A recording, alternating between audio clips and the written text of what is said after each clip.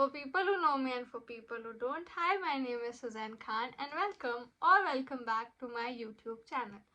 So guys, today we are going to do a very new thing on my channel.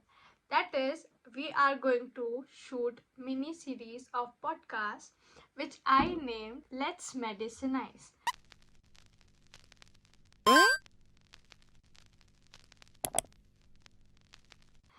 So in this series, I'm going to invite my fellow content creator slash MBBS student or doctor and sort of look into their life and talk about their experiences. Guys, so today we have Dr. Alok Jaiswal from Osh, Kyrgyzstan, who just recently completed their MBBS and has passed FMG with flying colors. So hello, Dr. Jaiswal. Thank you for having me, Suzanne. Do you want to give a little bit intro of yourself? जैसा कि बताया, मैं ओश से MBBS किया है और अभी FMG मैंने पास किया है। 166 मार्क्स आए हैं मेरे और उसके साथ मैं कंटेंट क्रिएट भी करता हूँ थोड़ा, यूट्यूब भी है और इंस्टा भी है थोड़ा, बस। That was the main thing. अपने बीच में वही ये था ना common. That's why I picked you, because आप तो बहुत बड़े यूट्यूबर हो, बट मेरा भी छोटा अरे कुछ नहीं यार, तो सब बड़े होते हैं. that inspired me a lot. Like, you visit every single country. What countries have you visited till now? Kyrgyzstan तो पूरा घूम ही लिया, तो वहां तो रहते थे, वहां घूम ही लिया, और उज्बेकिस्तान घूमा 15-16 दिन, और कजाकिस्तान भी 15-16 दिन घूमा. तो ये तीनों. Okay, nice. फर्स्ट क्वेश्चन, जो कि सबका होता है, अलग अलग पर्सपेक्टिव होता है उस क्वेश्चन का, सबका अलग अलग सीन होता है.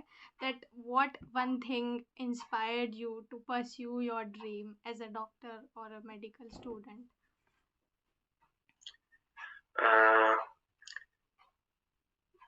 ये मतलब मेरा भी सपना है, लेकिन मेरे से ज्यादा मेरे पेरेंट्स का सपना था कि डॉक्टर बने आलोक.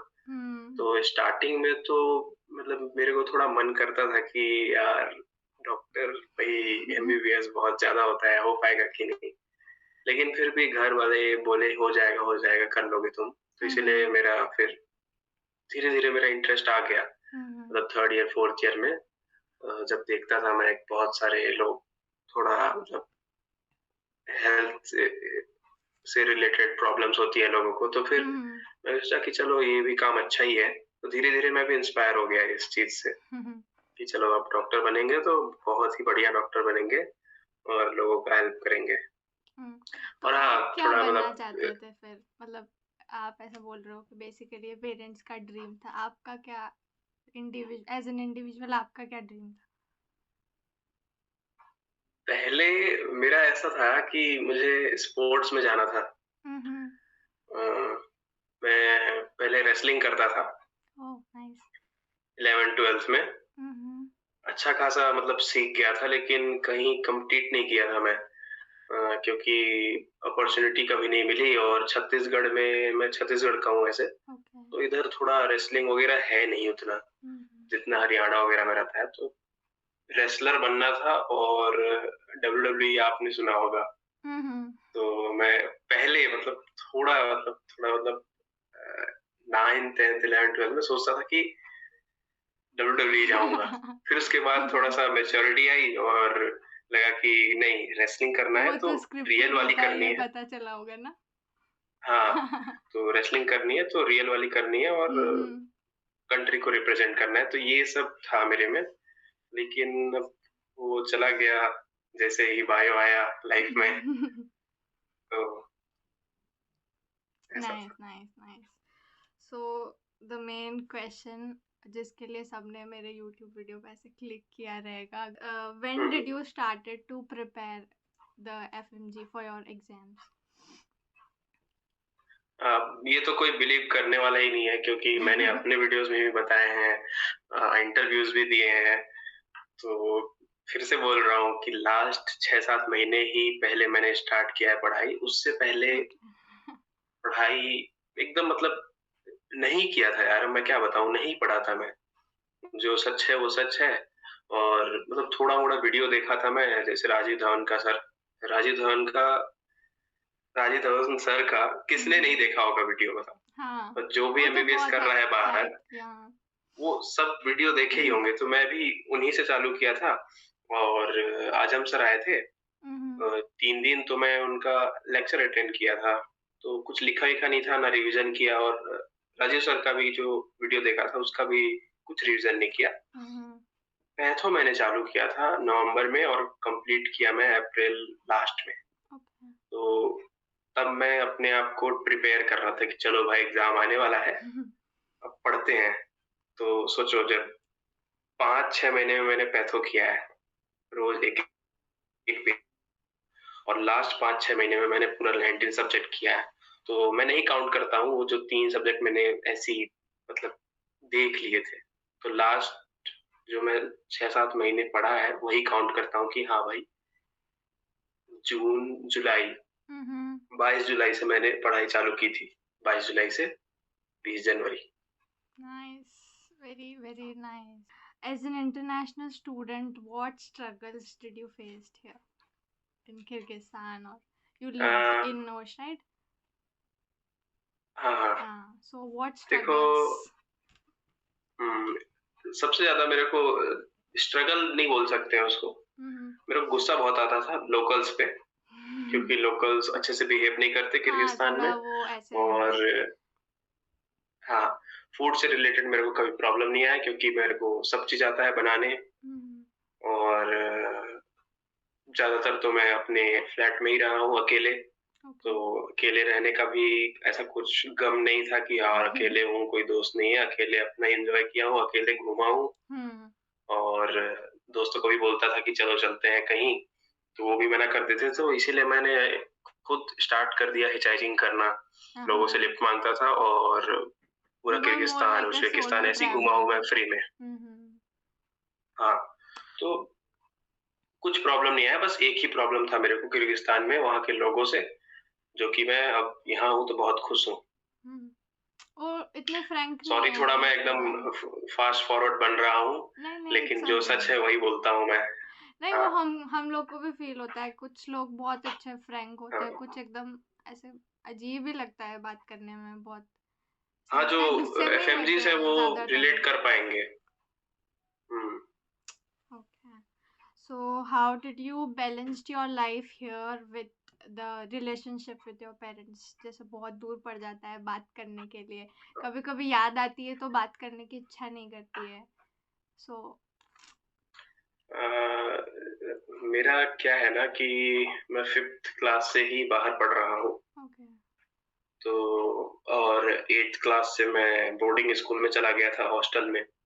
तो साल में बस 2-3 बार मिलना ही होता था पेरेंट्स से, और महीना में 1-2 बार ही बात हो पाता था, वो भी 1 मिनट कॉल पे। बोर्डिंग स्कूल पे ऐसे ही होता है, अमरकंटक में मैं था, मध्य प्रदेश। तो तब से मेरे को आदत थी कि दूर रह के भी मैं अपने मतलब उतना मेरे को बोलते हैं ना, घर की याद आना, होम सिकनेस वगैरह नहीं होता था, तो मेरे को कोई प्रॉब्लम नहीं था ऐसा कोई। लेकिन पेरेंट्स भी समझते थे कि जो भी है सही होगा, अच्छा होगा, जो भी कर रहा होगा। और जब भी बात होती थी, बहुत अच्छे से बात होती थी, कैसे है पापा, कैसी हो मम्मी, एक बार बात करता था हफ्ते में, 10 दिन में एक बार कॉल हफ्ते करता था मैं। में। तो बस कोई दिक्कत नहीं था, सब सही था मेरा, क्योंकि शुरू से आदत थी मेरे को। हमारा तो ये सीन रहता है, हम हर रोज बात करते हैं, क्योंकि मतलब हमारे साथ हुँ, भी ऐसे हैं आपकी तरह जो जैसे हॉस्टल में ही रहे हैं ज्यादा टाइम, बट स्टिल हर रोज तो बात करते हैं। सबका ड्यूरेशन अलग अलग होता है, कोई आधे घंटे करता है, कोई 5 मिनट करता है, कोई 1 घंटे करता है। हुँ, हुँ। तो हाँ, वो तो अब जो पहली बार आते हैं ना घर छोड़ के, कुछ लोग तो पहली बार ही आ रहे हैं बाहर पढ़ने, तो उनके लिए थोड़ा प्रॉब्लम होता होगा हर चीज़ में, नए लोग। और क्योंकि होता है यार, जो मुझे फ़ील नहीं होता था, क्योंकि मैं तो बचपन से ही आदत बाहर था। पड़ी हुई है, हाँ। तो as everybody has their own COVID story, so I would like to know yours. Covid story, cold story क्या बताऊं यार मैं। मतलब कोल्ड सबकी स्टोरी ऐसी में रहती है बड़े ना ही कि कुछ लोग की बहुत प्रोडक्टिव थी ये पूरा फेज, ये पूरा पेंडेमिक ड्यूरेशन, और कुछ लोग कैसे था, मतलब वेले ही बैठे रहते थे, कुछ करते ही नहीं थे, जैसे हम लोग। हाँ, तो मेरा भी वही था, वेल्ले ही वाला कहाँ थे था आप, मैं मतलब बस। ओश में थे या फिर हाँ, मैं इंडिया में? होश में था। ओश में। कुछ टाइम होश में था और कुछ टाइम अपने घर आ गया था, क्योंकि जब फ्लाइट्स वगैरह आ रही थी अ, बिश्केक और होश से, तब मैं आ गया था। तो वही है, मूवीज सीरीज देखना, और तब मैं थोड़ा इंग्लिश अच्छे से सीखा, ओह नाइस। क्योंकि इंग्लिश में सब चीज देखता था, तो इंग्लिश थोड़ा अच्छा आ गया। वेब सीरीज और मूवीज हाँ यार, वगैरह। वेला नहीं निकला मैं, सॉरी सॉरी, वेला नहीं। मैंने बहुत सारे स्किल्स सीखे हैं, एडिटिंग स्किल्स, कैसे ओके। एडिट करते हैं, कैसे मार्केटिंग करते हैं, कैसे अपना ग्रोथ बढ़ाते हैं सोशल मीडिया में, तो ये सब मैंने सीखा था। तो हाँ, थोड़ा सीखा था, थोड़ा एंजॉय किया था, और पढ़ाई बिल्कुल नहीं की थी, टू बी ऑनेस्ट। तो ऐसे ही था। Okay, nice. What one piece of advice do you want to give us, your juniors, about just about the life here in Kyrgyzstan, not about studies? Like what should we do? घूमने हम्म, से लेके हर चीज। हम्म। सबसे पहला तो यार आपको chill रहना चाहिए एकदम, मस्त रहो। हम्म। आपका कोई दोस्त नहीं है, कोई बात नहीं यार, अकेले बहुत ही मजा आता है। अगर आप एंजॉय करने लगे अकेले, अपना अकेलापन, तो आपको किसी की जरूरत नहीं पड़ेगी, और मजा आ जाएगा लाइफ में। जो कि मैं कुछ 4-5 सालों से यही कर रहा हूँ। अकेले रहने का मजा ही कुछ और है, अकेले ट्रैवल करने का मजा ही कुछ और है। और जब अकेले, एक होता है ना, जैसे मैं एक एग्जांपल देता हूँ, जैसे मैं हिचहाइक करता हूँ, लोगों से लिफ्ट मांगता हूँ, तो अंदर एक डर भी रहता है कि भाई कुछ हो मत जाए, कोई मर्डर वर्डर मत कर दे अपना, और एक एक्साइटमेंट भी होता है कि यार मजा आ जाएगा, कोई कहाँ ले जाएगा, अपनी शादी में ले जाएगा, कोई अपने घर ले जाएगा, चाय पिलाएगा। तो बोलते हैं ना, एड्रेनलिन मिलता है उससे। That's true. तो ये मैं बहुत ही ज्यादा इस चीज के लिए क्रेव करता हूँ, और इस चीज के लिए आपको अकेले रहना ही पड़ेगा। अगर आपके साथ कोई पार्टनर है, कोई आपका है, तो फिर आपको वो चीज मजा नहीं आएगा। तो यही एडवाइस है कि मस्त रहो, चिल रहो, और थोड़ा मोड़ा पढ़ो। पढ़ना भी जरूरी है, जो कि मैं तो नहीं किया था, लेकिन यही एडवाइस करूंगा, अभी से चालू कर दो तो ज्यादा अच्छा रहेगा। A very nonsense question. Is that why did you choose Kyrgyzstan? Why not Russia? Why not Ukraine? ऐसे किर्गिस्तान ही क्यों? हाँ, किर्गिस्तान में देखो, मैं चूज नहीं किया था। मेरे भैया थे, थोड़े दूर के भैया थे, वो एमबीबीएस कर रहे थे किर्गिस्तान से। तो पता चला मेरे पापा को कि वो कर रहे हैं, तो फिर वो पूछे कि कैसा है सब चीज, तो फिर वो बोले कि हाँ ठीक है। वही वो कॉन्ट्रैक्टर वाला बात, दलाली वाला बात ही होता है ना, कि हाँ बहुत अच्छा है, ये है, आ जाओ। तो फिर मेरे को लगा वाह, मैं तो बाहर जाऊंगा पढ़ने। और जब पढ़ने गया तो फिर गांव में चला गया। तो फिर ऐसा था एक्सपीरियंस भाई किर्गिस्तान जाने का। तो मतलब ओश कैसा दिखता है? हम कभी गए नहीं, हम बिश्केक गए, बिश्केक में ही रहते हैं। मतलब ओश कैसे, ऐसा सच में हमको यहाँ पे तो ऐसे फीलिंग आती है कि तो गांव है बिश्केक। बिश्केक भी गांव ही लगता है, पर ओश कांत वगैरह तो ऐसा लगता है गांव ही है। बिश्केक बहुत अच्छा है। जब जब मुझे बोर लगता था, मैं वही बिश्केक का वैन पकड़ के निकल लेता था। अच्छा। मतलब बिश्केक जो था, एक पॉइंट था किर्गिस्तान का मेरा, कि मैं अगर काराकुल जा रहा हूँ तो बिश्केक से होके जाऊंगा, और जरूर वहां सलाम नमस्ते में जाता था, द होस्ट में जाता था, खाना खाता था, तब जाके मेरे को थोड़ी अंदर की आत्मा को शांति मिलती थी कि हाँ भाई कुछ है इस दुनिया में, इस किर्गिस्तान में। और बहुत जगह इधर उधर मैं जहाँ भी घूमा हूँ, बीच मेरा बिश्केक ही था। तो यहाँ आके मैं स्टे करता था अपने दोस्तों के यहाँ, हॉस्टल में रहता था, प्राइवेट हॉस्टल्स में। तो बिश्केक में बहुत गया हूँ।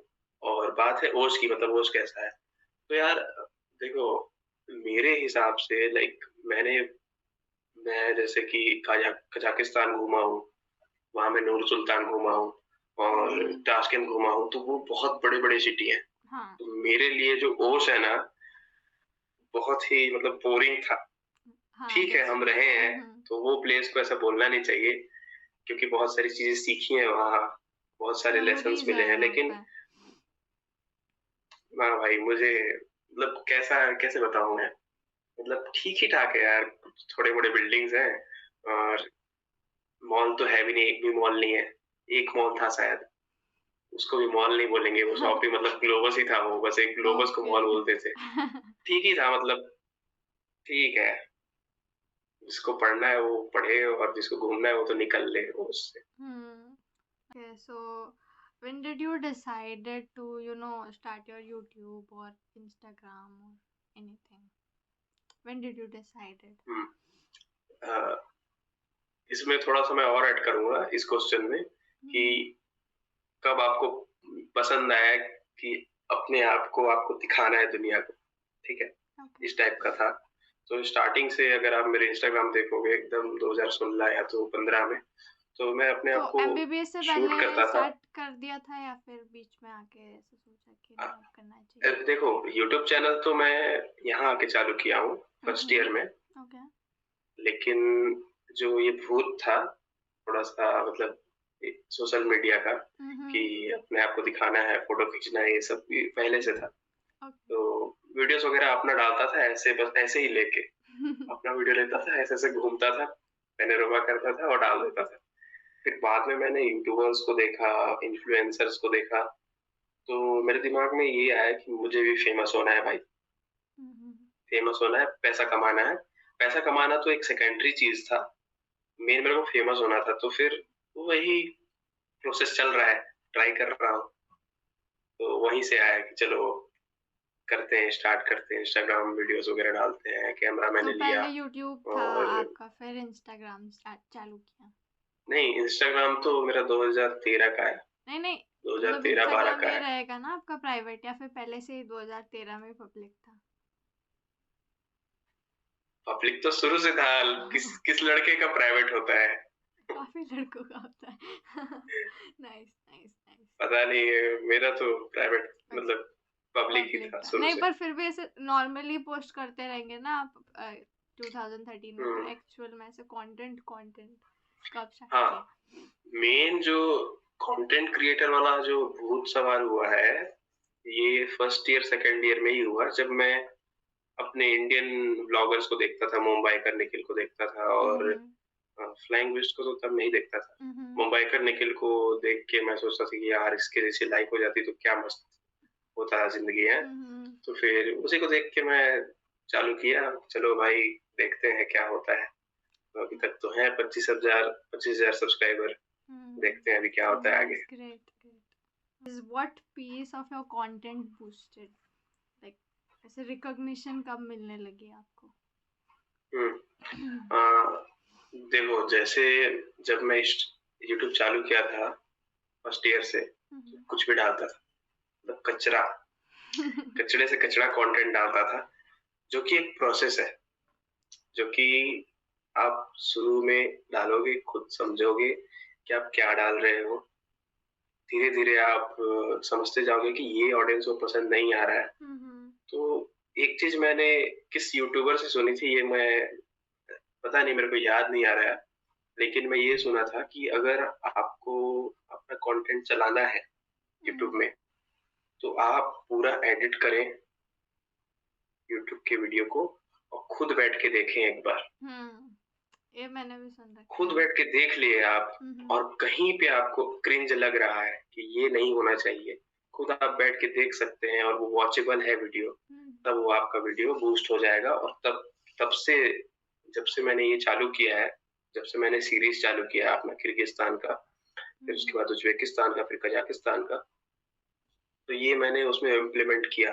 मैं खुद देखता था वीडियो को, और जहां मुझे लगता था कि ये पार्ट नहीं होना चाहिए, तो ऐसे मैं करता गया। तब मेरे जो सब्सक्राइबर्स हैं, वॉच टाइम है, बूस्ट, मतलब एकदम ऐसे गए पूरे ग्राफ। तब अभी भी मेरे को 6,000-7,000 यूट्यूब में वॉच टाइम आता है अभी भी, मतलब मैं 11-12 महीने से कंटेंट नहीं डाला हूँ, लेकिन अभी भी 11,000-12,000 वॉच टाइम आता है।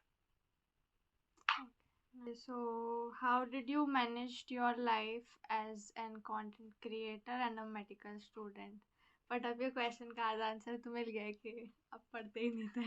हाँ, पढ़ाई वढ़ाई थोड़ी कम थी, ये सब में थोड़ा ज्यादा ध्यान था, तो मैंने नहीं, इट्स नाइस बोल ही नहीं टू सकते। Follow our passion. आप काफी अच्छा यूट्यूब बनाते हो, मैंने देखा है अभी यूट्यूब। नाइस, मतलब अच्छा लगता है ऐसे सोलो ट्रैवल करने का, मेरे भी इच्छा रहती है, पर अभी थोड़ा ऐसे खुली नहीं हूँ मैं इतना कि सोलो ट्रैवल करूँ, तो अच्छा लगता है देख के। हाँ, वो तो धीरे धीरे आ जाएगा। इंडिया से स्टार्ट करना ज्यादा सही रहेगा आपके लिए। अब तो एमबीबीएस के बाद ही हो सकता है वो तो। Okay. अभी तो पढ़ाई करो, ज्यादा सही रहेगा। So let's get back to the main points. So what are the advice you want to give to the upcoming FMGs like us? पढ़ाई के लिए एडवाइस देना चाहूंगा, देखो जो लास्ट ईयर में है वो तो सब चीज छोड़ दे, क्योंकि आपका जो टाइम है वो 8-9 महीना ही बचा है। तो 8-9 महीने में आपको 9-10 सब्जेक्ट करना है, पूरा 9-10 सब्जेक्ट करके आपको डिसाइड करना है कि आपके स्ट्रॉन्ग सब्जेक्ट क्या है, और उसमें से आपको चूज करना है 14 से 15 सब्जेक्ट।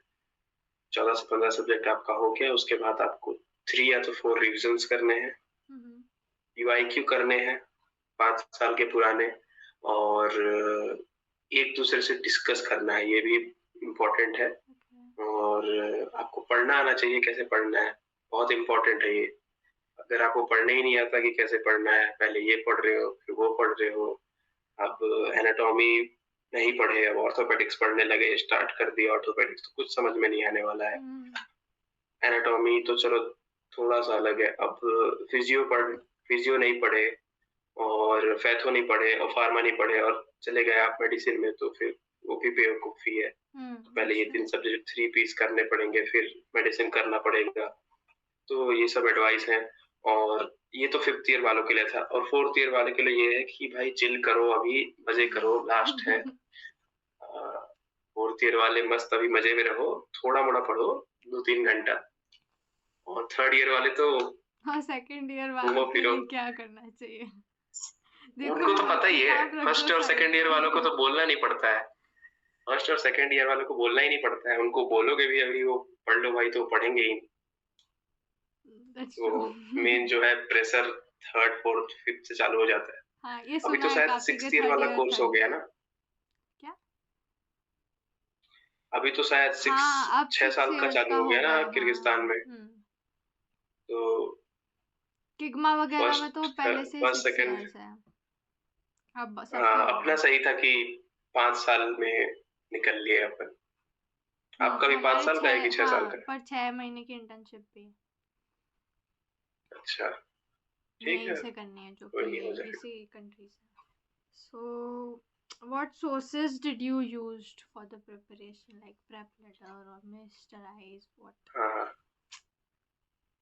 देखो जब मैं ज्वाइन किया, मिस्ट में ही ज्वाइन किया था, तो जितने भी वर्क बुक्स, लेक्चर्स जो भी थे, रैपिड रिवीजन, वो सब आपको क्या ऑनलाइन? नहीं ऑफलाइन था। मैं ऑफलाइन किया था, लेकिन ये सजेस्ट करूंगा कि आप ऑनलाइन लाइव करें, क्योंकि ऑफलाइन में बहुत सारे डिस्ट्रैक्शंस हैं और बहुत सारी चीजें हैं जो हैंडल नहीं हो पाता है गौतम नगर में का। अगर गौतम नगर में कर रहे हैं, बाकी जगह तो नहीं पता मुझे। तो जो वर्कबुक्स थे, लेक्चर थे, रैपिड रिविजन्स थे, क्वेश्चंस वगैरह थे, ये सब मिस्ट के थे। मैं ये भी ऐड किया था, जो मैरो का जो क्यू बैंक था जो होता है, उससे मैं हमेशा 30-40 क्वेश्चन रोज करता था, और जीटी मैंने बस 4 ही दिया था इस 6 महीने में। मैं देना चाहता था 16 जीटी, ये मेरा एम था, लेकिन अब टाइम नहीं मिला। तो जो भी मेरा सोर्सेस था मेन तो मिस्ट से ही था, और प्रेप मैरो ये सबसे मैं कभी नहीं पढ़ा, क्योंकि इनिशियल इयर्स में भी नहीं पढ़े कभी भी। नहीं पढ़े थे। बेसिकली सारे बच्चों के यही एक जैसे ही सवाल होते हैं कि अगर हम 0 से स्टार्ट करते हैं 3rd ईयर में, तो कैसा रहेगा? अच्छी बात है या नहीं है, मतलब हो जाएगा या नहीं होगा ऐसा? बहुत अच्छी बात है, आप 3rd ईयर से सोच रहे हो, ये बहुत अच्छी बात है पढ़ना। थर्ड ईयर से आप अगर पढ़ रहे हो तो आपको पहले तो एनाटॉमी करनी चाहिए, फिर तीनों पी करने चाहिए आपको, क्या बोलते हैं, फिजियोपैथोफार्मा। फिजियोपैथोफार्मा अगर हो जाता है आपका और एनाटॉमी हो जाता है तो आप उसके बाद सीधा मेडिसिन करिए अपना, ठीक है। मेडिसिन कर लिए, ये आप थर्ड ईयर में करिए बस। एनाटॉमी, ये तीनों पी और फिर मेडिसिन, ये 5 सब्जेक्ट आप थर्ड ईयर में कर लो। सॉरी, फर्स्ट ईयर बोल रहा हूँ, थर्ड ईयर में कर लो। फिर फोर्थ ईयर में आप सर्जरी, ऑब्स गायनी, पीएसएम तो लास्ट ईयर करना चाहिए, लास्ट में। सर्जरी, ऑब्स गायनी और ईएनटी और ऑप्था कर लो, ये 4 हो गए। और एक और कौन सा सब्जेक्ट जोड़ देते हैं, रेडियो जोड़ दिए। 5 सब्जेक्ट आप फोर्थ ईयर में कर लो।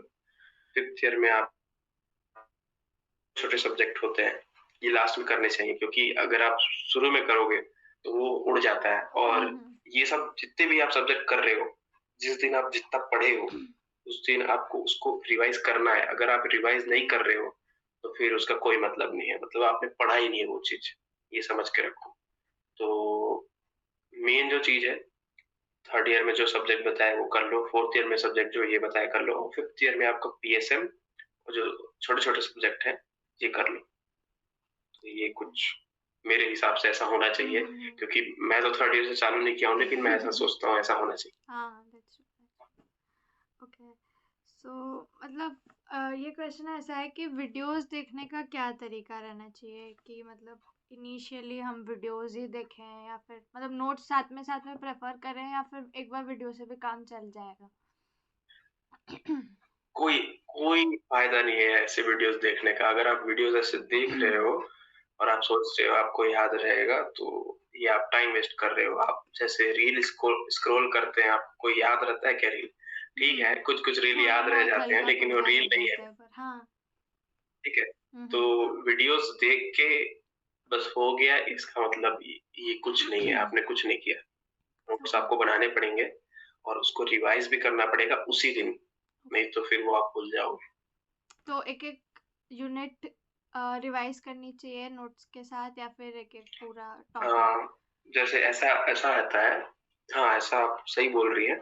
जैसे कि एक दिन में आप, जैसे बाकियों का तो एग्जाम्पल लेते हैं, जैसे प्रेप का एग्जाम्पल ले लेते हैं, तो एक दिन में आप 3-4 वीडियोस करें। 3-4 वीडियोस कर ली, वो 3-4 वीडियोस मेरे हिसाब से 10 पेज ही होना चाहिए, 10 या तो 12 पेज होना चाहिए, ठीक है। 10 या 12 पेज हो। और अगर आप वो भी ज्यादा हो रहा है आपका तो उसको कम करें। लेकिन ये बहुत इंपॉर्टेंट है, आप जितना भी लिखे हैं वीडियोस के साथ, जैसे वीडियो देख रहे हैं उसके बाद उसको आप समझ लिए, अब उसको आप राइट कर रहे हैं, ठीक है, आपको लग रहा है कि आप वो समझ गए, लेकिन अब वीडियोस कंप्लीट होने के बाद, 3 वीडियोस कंप्लीट होने के बाद उस चीज को जो आप लिखे हैं उसको रिवाइज करें। और ऐसे नहीं कि रीड करना है, पूरा रीड कर रहे हैं आप, ऐसा नहीं, रीड नहीं करना है, पूरा उसको समझना है अच्छे से। जो होते हैं ना, कॉन्सेप्ट बनाना बहुत जरूरी है। तो आजकल एग्जाम में पीवाईक्यू बहुत कम आते हैं। जैसे दिसंबर में पीवाईक्यू मैं बताऊं तो 15 या तो 15-20 से ज्यादा पीवाईक्यू नहीं थे।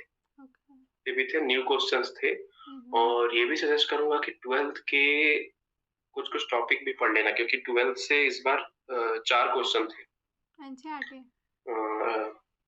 हाँ, एनसीईआरटी से 12 से भी क्वेश्चंस आ रहे हैं। तो लेवल जो है वो इंक्रीज हो रहा है, क्योंकि जो नीट पीजी का बोर्ड है और एफएमजी का बोर्ड है वो दोनों मर्ज हो गया है। तो जो नीट पीजी में पूछा जाएगा वो अब एफएमजी में भी पूछा जाएगा। तो ये जरूरी है। तो वीडियोस में थे हम, हाँ, तो वीडियोस देखें, तो वीडियोस देख के आप नोट्स को बनाएं और नोट्स को बना के रिवाइज भी करें, और बने तो उसी दिन क्वेश्चन कर लें 10-12। तो ऐसा एक प्रोसीजर है। मतलब सिर्फ वीडियोस देखने का कोई सेंस नहीं है कुल मिला के? कोई सेंस नहीं है। बैठे बैठे अगर वीडियो देख रहे मैं हैं, बोल तो रहा हूँ, स्टार्टिंग में मैं जैसे राजीव धवन सर का वीडियो देखा था, उसका कोई सेंस नहीं था। जब मैं फिर से सर आए मिस्ट में पढ़ाए तो मेरे को सब चीज नया लगा कि भाई ये क्या है, मैंने तो पढ़ा था, ये सब चीज नया क्यों लग रहा है। तो वो बहुत जरूरी है, नोट्स बनाना और उसको रिवाइज करना। तो लास्ट क्वेश्चन, कि लास्ट 3 मंथ्स बचे हैं एग्जाम से पहले, तब क्या करना है? तब क्या चीज पढ़नी है? मतलब शॉर्ट नोट्स पढ़ने हैं, क्या करना है? अब देखो लास्ट 3 मंथ कंडीशन पे डिपेंड करता है कि आपके कितने सब्जेक्ट हुए हैं, और अगर लास्ट 3 मंथ्स हैं आपके एक भी सब्जेक्ट नहीं हुए तो उसका बता देता हूँ मैं। पॉसिबल है, वो भी हो सकता है। ठीक है, लास्ट 3 मंथ बचे हैं। आप सबसे पहले तो आपका ध्यान पीएसएम में होना चाहिए, क्योंकि इस बार जो क्वेश्चंस आए थे पीएसएम में 45 से 50 क्वेश्चंस आए थे मेरे हिसाब से। मैं अभी आपको गिना भी सकता हूँ, लाइक मैंने रिकॉल्स भी, जब एग्जाम हुआ था तो सब घूम रहे थे फिर रहे थे, लेकिन मैं 3 दिन बैठ के रिकॉल किया था। ये आप देख सकते हैं, पीएसएम के मैं दिखाता हूँ रिकॉल्स। ये आप देखो, एयर ह्यूमिड से एमटीपी तक, ये तो मेरे जो सही हुए हैं। ठीक है, अब कुछ मैंने गलत भी किया था, ये आप देख सकते हैं रिकॉल्स। दिख रहा है क्या? हाँ दिख रहा है। हाँ, तो ये नोट्स में मैंने रिकॉल्स लगा रखे हैं, कितने सारे क्वेश्चंस हैं।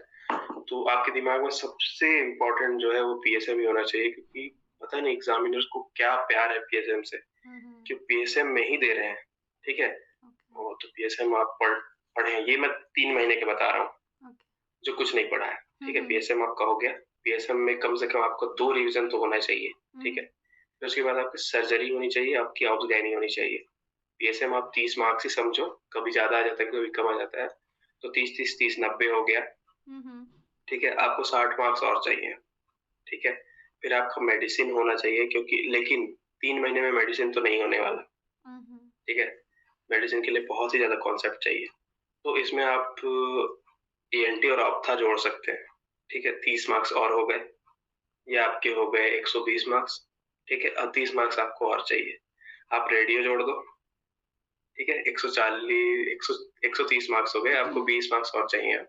तो इसमें आप एनेस्थीसिया जोड़ दो, और कौन सा सब्जेक्ट हो गया, हाँ एनाटॉमी बहुत इजी है। एनाटॉमी और फिजियोलॉजी, ये आप मतलब पढ़ना पड़ता है, लेकिन एक बार अगर आप पढ़ लिए तो ये आपके दिमाग में रहेगा, बस थोड़ा सा लास्ट में देखना पड़ेगा।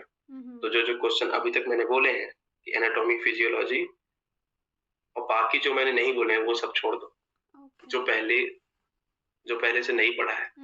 अब जो पहले से पढ़ चुका है, मान के चलो 8-9 सब्जेक्ट पढ़ चुका है, तो वो 8-9 सब्जेक्ट को आपको एकदम स्ट्रांग बना देना है।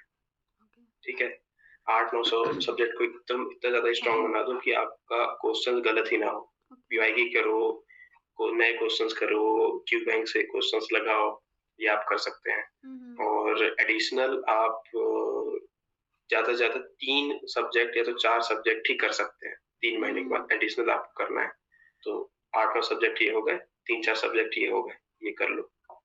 और अगर किसी ने पढ़ रखा है, मतलब फुली फ्लेज्ड अच्छे से पढ़ रखा है, तब 3 महीने पहले क्या करना चाहिए? फिर तो बस रिवाइज ही है। जैसे पढ़ रखा है तो आपको रिवाइज का भी यही तरीका है कि जैसे टीचर्स बताते थे वैसे तो मैं रिवाइज नहीं करता था, लेकिन मैं उन्हीं का बताऊंगा क्योंकि वो ज्यादा अच्छा तरीका है। मैं फिर अपना ही बता दूंगा कि अब मैं कैसे करता था। टीचर्स बोलते थे कि आपका एक दिन में आपको 3 सब्जेक्ट का रिवाइज करना चाहिए। ऐसा नहीं कि तीनों कंप्लीट होने चाहिए, थोड़ा थोड़ा 3 सब्जेक्ट को करना चाहिए।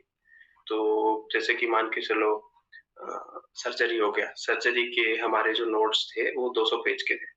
तो ऐसा बोला जाता था कि सर्जरी के आपके जैसे एक दिन में 70-80 पेजेस कर लो, ये आपके हो जाएंगे 2 बजे तक। फिर खाना वाना खा के 3-3:30 बजे बैठो, फिर आप ऑब्स गैनी कर लो, ये आपके हो जाएंगे 8 बजे तक 60-70 पेज। फिर कोई सब्जेक्ट, छोटा सब्जेक्ट, क्योंकि रात में अब बहुत घुसा लिया है अंदर दिमाग में, तो रात को छोटा सब्जेक्ट कर लो। तो ये एक तरीका था जो टीचर्स बताते थे। मैं अपना तरीका बताता हूँ, ऐसे रिवाइज करना चाहिए। मैं क्या करता था, कोई भी सब्जेक्ट मेरे को उसको कम से कम 2 दिन लगता ही था करने में, लेकिन मैं 2 दिन में कंप्लीट कर लेता था उसको रिवाइज करके, कितना भी बड़ा सब्जेक्ट हो। कुछ सब्जेक्ट है जैसे कि पीएसएम और ऑब्स गायनी, उसमें ऑब्स गायनी में हमें बहुत ज्यादा पढ़ाया था, बहुत ज्यादा, मतलब पीजी लेवल पढ़ा दिया था। तो उसमें थोड़ा सा मतलब 3 या 4 दिन लग जाता था। लेकिन मैं ऐसा करता था कि कोई भी सब्जेक्ट है उसको 2 दिन में रिवाइज कर लेना है। क्योंकि हमारे जो मतलब जो मेरा फर्स्ट डिवीजन था, अभी मेरे पास तो है नहीं, मेरा फर्स्ट डिवीजन था वो 1-2 महीने पहले कंप्लीट हो गया ओके। पूरा करके। तो मेरे को ज़्यादा से ज़्यादा 1 या 2 दिन लगता था रिवाइज़ करने में, और रिवाइज़ करने के बाद मैं क्वेश्चन ज़रूर करता था। हमें एक ऑल इन वन बुक मिल दी जाती थी। उसमें पीवाईक्यू होते थे और कुछ नए क्वेश्चन भी होते थे। तो मैं क्वेश्चंस बहुत मतलब क्वेश्चंस बहुत ज़रूरी है, मतलब प्रायोरिटी देता था मैं, क्वेश्चंस बहुत ज़रूरी है, क्वेश्चन करना ही चाहिए। तो ऐसा कुछ है रिवाइज़ का प्रोसीजर। एमसीक्यूज का आपका सोर्स यही था जो आपको ऑल इन वन बुक मिलती थी? हाँ, ऑल इन वन, और हमारे टीएनडी भी होते थे, सब्जेक्ट वाइज टेस्ट भी होते थे मिस्ट में, और मैरो का क्यू बैंक भी ले रखा था मैं। तो मैरो का क्यू बैंक, जैसे मैरो बहुत वास्ट होता है तो उसका क्यू बैंक भी उसी तरीके से होता होगा ना, तो हो जाते थे क्या क्वेश्चंस? वो 70% क्वेश्चन हो जाते थे। एक्चुअली मैं क्यू बैंक इसलिए ले रखा था क्योंकि जो आपका लैंग्वेज होता है एफएमसी एग्जाम का, वो पूरा मैरो का लैंग्वेज होता है। अगर आप प्रेप का क्वेश्चंस करोगे ना तो आपको हवा ही नहीं लगेगा, भाई क्या है ये। आप बोलोगे कि हमें कहाँ डाल दिया है, हमें नीट एसएस में डाल दिया है, सुपर स्पेशलिस्ट में डाल दिया है क्या। मतलब इतने खतरनाक क्वेश्चन, इतना गंदा लैंग्वेज देता है घुमा फिरा के पूछते हैं कुल मिला के, और बहुत ज्यादा प्रेप में। हाँ, और इतना नहीं पूछता है एफएमजी में, इतना नहीं, उसको बस मतलब थोड़ा सा घुमाता है, जो कि मैरो का लैंग्वेज है। मतलब मेरे को बहुत ही अच्छे से जितने भी क्वेश्चंस है ना, मेरे को बहुत अच्छे से समझ में आए, क्योंकि मैं स्टार्टिंग से मैरो से करता गया। और मिस्ट में क्या था ना कि थोड़े क्वेश्चंस को इजी वे में बना के दिया जाता था, तो इसीलिए मैं थोड़ा सोचा कि थोड़ा लेवल अप करना चाहिए, और इसीलिए मैं मैरो का क्यू बैंक लिया और वहाँ के लैंग्वेज को समझा, जो कि एग्जाम में काम आया। सो दैट्स इट, यही क्वेश्चंस थे मेरे। Thank you so much for answering, thank you so much for thank you. Giving me your time. I had a very wonderful time. Thank you आपको भी मेरे को लेने के लिए। Thank you for having me. Okay. So that's it for today's video. Hope you find it useful and interesting. And if you do, don't forget to like, comment, subscribe to my YouTube channel and to Mr. Alok's channel as well. I will put all the links in the description box. Don't forget to check that. So until next time, see you soon. Bye bye.